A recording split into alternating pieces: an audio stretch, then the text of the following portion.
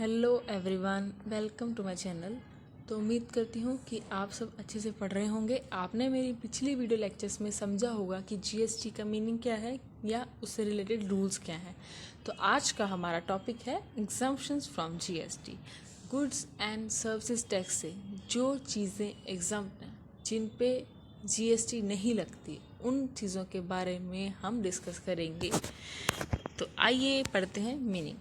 देखिए, जीएसटी हमने सबने पढ़ा कि किस पे लैवी होती है, supply of goods and services पे।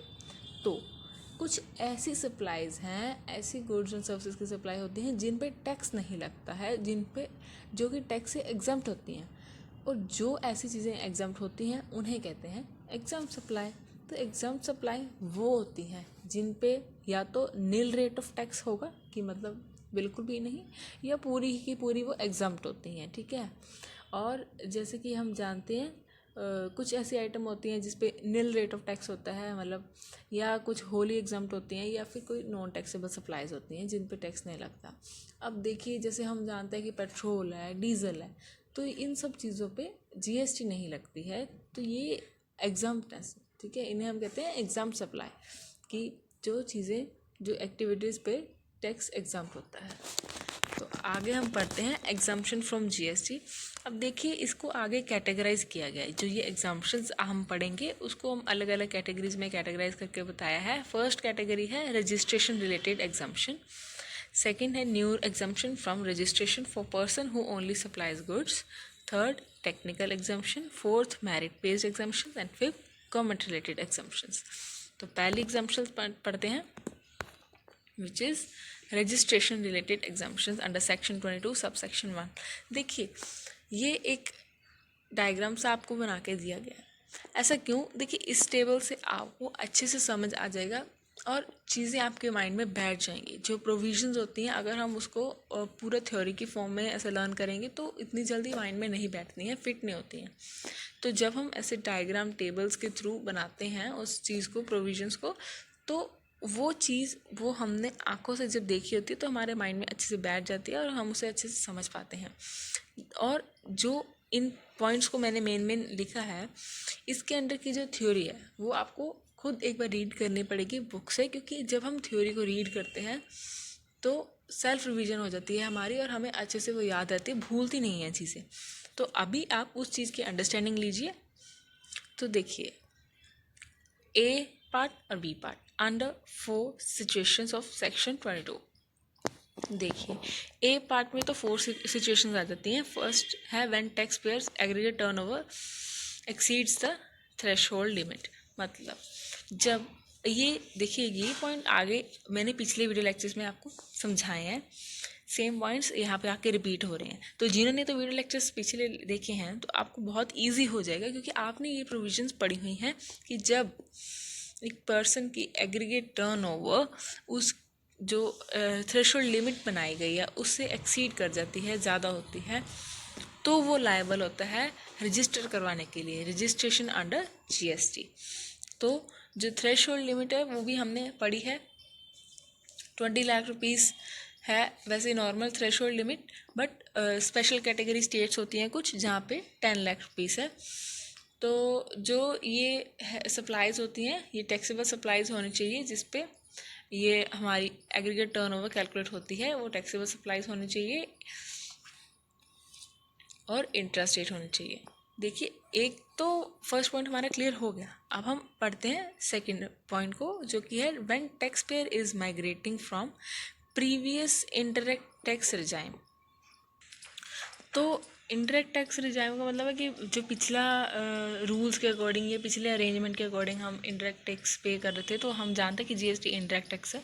तो वो जो पहले इंडायरेक्ट टैक्स हम पहले के रूल्स के अकॉर्डिंग, गवर्नमेंट के अकॉर्डिंग पे कर रहे थे, अगर हम जो टैक्स पेयर है वो उस वाले अरेंजमेंट से ट्रांसफ़र होकर दूसरे नए रूल्स के अकॉर्डिंग अगर वो टैक्स पे कर रहा है, तो उसको एक बार रजिस्ट्रेशन करवानी पड़ेगी, उसके लिए कंपलसरी है।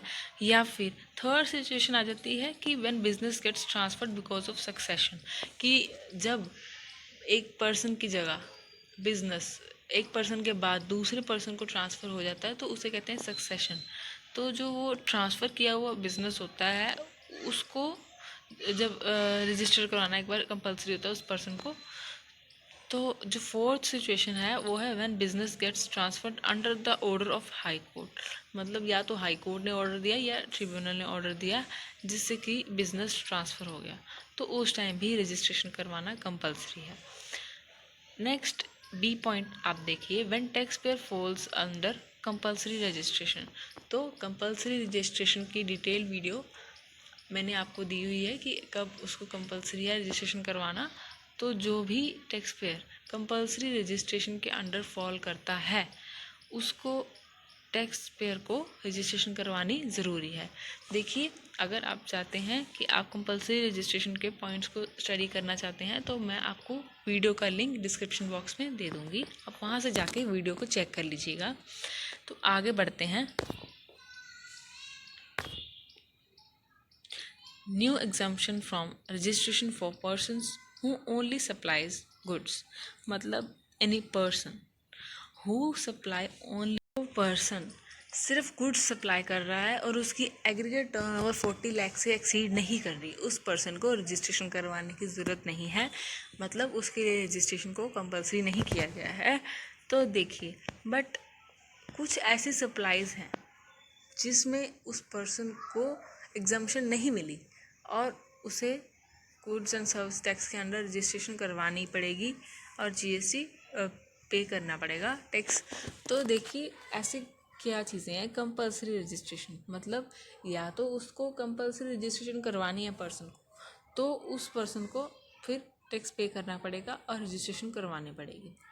सेकेंड है स्पेसिफाइड एंड सप्लाईज। कुछ ऐसी आइटम्स हैं, ऐसी चीज़ें हैं, गुड्स हैं जिनको टैक्स पे करना ही पड़ेगा, जिनके ऊपर टैक्स लगता है और उनको एग्जाम्प्ट नहीं किया गया है, जैसे टबाको हो गया, पान मसाला, ऐसी चीज़ों को। तो थर्ड आ जाता है स्पेसिफाइड स्टेट सप्लाईज, कि कुछ ऐसी स्टेट सप्लाईज हैं जिनको एग्जाम्पशन नहीं मिली हुई है और जिनको रजिस्ट्रेशन करवाना कंपलसरी है। देखिए, अगर कोई पर्सन इंट्रा स्टेट सप्लाईज कर रहा है स्पेशल कैटेगरी स्टेट्स में, अरुणाचल प्रदेश, मणिपुर, मेघालय, मिजोरम, इनमें, तो उसको रजिस्ट्रेशन करवाना कंपलसरी है। तो उम्मीद है आपको यहाँ तक तो समझ आ गया होगा। आगे बढ़ते हैं। Technical exemptions. तो कुछ टेक्निकल एग्जम्पशंस कौन से हैं? देखिए, अगर कहते कि person not liable to for registration, section 23, कौन सा पर्सन है जो कि रजिस्ट्रेशन के लिए लायबल नहीं है? एग्रीगेट टर्नओवर एक्सीड्स 20 और 10 lakh rupees, even then person not liable for registration. मतलब चाहे उस पर्सन की टर्नओवर 20 लाख या 10 लाख जो थ्रेशोल्ड लिमिट बनाई गई है उससे भी एक्सीड कर रही है, फिर भी उसको रजिस्ट्रेशन नहीं करवानी, तो वो क्या है? देखिए, persons making exempted supply, section 23 subsection 1 clause A. तो देखिए, इसमें क्या है कि अगर वो एग्जाम सप्लाईज कर रहा है तो एग्जाम सप्लाईज अभी हमने पढ़ी कि एग्जाम सप्लाईज क्या होती है? एग्रीकल्चरिस्ट है, ठीक है, एग्रीकल्चर लैंड पे भी टैक्स एग्जाम्प्ट है। स्पेशल कैटेगरी ऑफ पर्सन्स, कुछ स्पेशल कैटेगरी पर्सन्स मेंशन किए जाते हैं या फिर कुछ अदर एग्जाम्पशंस दी जाती हैं। अब देखिए, जो फर्स्ट है पर्सन मेकिंग एग्जाम्प्टेड सप्लाईज, उसमें क्या है? Supplies not liable to tax, supplies wholly exempt from tax, supply of. अब देखिए, पहले कि कुछ ऐसी सप्लाईज वो कर रहा है जिस पे टैक्स नहीं लगेगा, पेट्रोल हो गया, डीजल हो गया, है ना। तो supplies wholly exempt from tax. कोई सप्लाईज ऐसी होती हैं जिस पे टैक्स पूरी तरह से ही एग्जाम्प्ट है। अब दूसरी साइड आ गया एग्रीकल्चरिस्ट। तो एग्रीकल्चरिस्ट क्या है कि supply of produce out of cultivation of land, ठीक है, लैंड को कल्टीवेशन करने के बाद जो प्रोडक्शन होती है उसको, जो प्रोड्यूस उसने किया है उसको जब सप्लाई करता है एग्रीकल्चरिस्ट, तो उन चीज़ों पे टैक्स नहीं है, वो एग्जाम्प्ट। और बाकी की कुछ एग्जाम्पशंस दी जाती हैं। जैसे अब हम आगे आगे कैटेगरीज में डिवाइड किया गया, तो हम साथ साथ में पढ़ते जा रहे हैं। तो जो अदर एग्जाम्पशंस हैं उसमें भी मैं आपको कुछ एग्जांपल्स दे देती हूँ कैसे हो सकती हैं वो। देखिए, अगर पर्सन नॉन टैक्सेबल सप्लाईज कर रहा है तो भी उसको, जैसे नेचुरल गैस हो गया, इलेक्ट्रिसिटी हो गया, तो इन सब चीज़ों पे भी एग्जाम्प्ट है। या फिर वो ना ही सप्लाई ऑफ गुड्स की एक्टिविटी कर रहा है, ना ही सर्विसेज की, मतलब जो एक्टिविटीज़ वो कर रहा है ना ही वो सप्लाई ऑफ गुड्स में काउंट हो रही है, ना ही सर्विसेज में काउंट हो रही है, या फिर रिवर्स चार्ज बेसिस पे जो टैक्स है वो पे है। तो अगर देखो, अगर टैक्स रिवर्स चार्ज बेसिस पे है तो भी वो एग्जाम्प्ट है।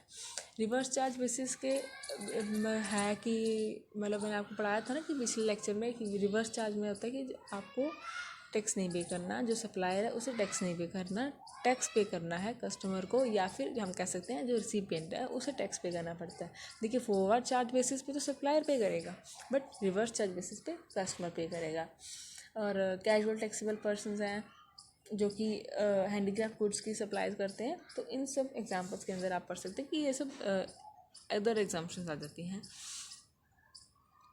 तो इसका थ्योरी पार्ट पढ़ेंगे एक बार तो क्लियर हो जाएगा। नेक्स्ट पॉइंट है मेरिट बेस्ड या फिर कंसेशनल एग्जाम्पशन। तो देखिए, सिंपली एक कौन सी एग्जाम्पशंस होती हैं जो कि एसेंशियल प्रोडक्ट्स पे प्रोवाइड की जाती हैं, जैसे कुछ फूड आइटम्स हो गई हैं, बेसिक अमेनिटीज़ हो गई हैं, ताकि जीएसटी रेट स्टेबल बना रहे। तो उन फूड आइटम्स पे जो टैक्स है वो एग्जाम्प्ट होता है। एग्जाम्पशन तो अब हम पढ़ते हैं कुछ गवर्नमेंट रिलेटेड एग्जाम्पशंस हैं। जैसे देखिए, pure labour services to government without material function. मतलब देखो, लेबर सर्विसेज गवर्नमेंट को प्रोवाइड की जा रही हैं तो उस पर जीएसटी नहीं लगेगी, इन सर्विसेज के ऊपर जीएसटी नहीं लगेगी, ये एग्जाम्प्ट है। तो या फिर जो गवर्नमेंट सर्विसेज रिसीव कर रही है, चैरिटेबल ऑर्गेनाइजेशंस हैं, ठीक है, और कुछ प्योर लेबर सर्विसेज होती हैं फॉर मिशंस, कुछ गवर्नमेंट के मिशंस होते हैं, जैसे आपने पढ़ा होगा प्रधानमंत्री आवास योजना।